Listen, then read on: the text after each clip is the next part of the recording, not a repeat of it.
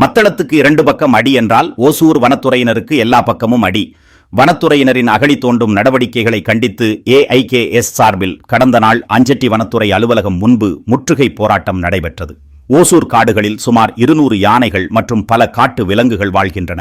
யானைகள் ஆயிரம் ஆண்டுகளாக பயன்படுத்தி வந்த வலசை பாதைகளை மனிதர்கள் தொடர்ந்து ஆக்கிரமித்து விட்டனர். அதன் விளைவாக யானைகள் விளை நிலங்களுக்குள் புகுந்து பயிர்களை சேதப்படுத்துகின்றன.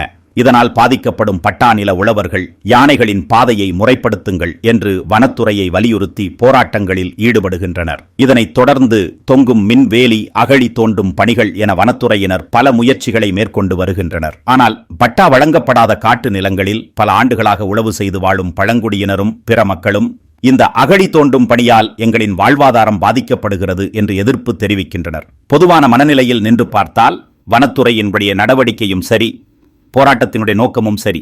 இந்த சிக்கலுக்கு தீர்வு எது? உங்கள் கருத்தை கமெண்ட் பாக்ஸில் பதிவு செய்யுங்கள்.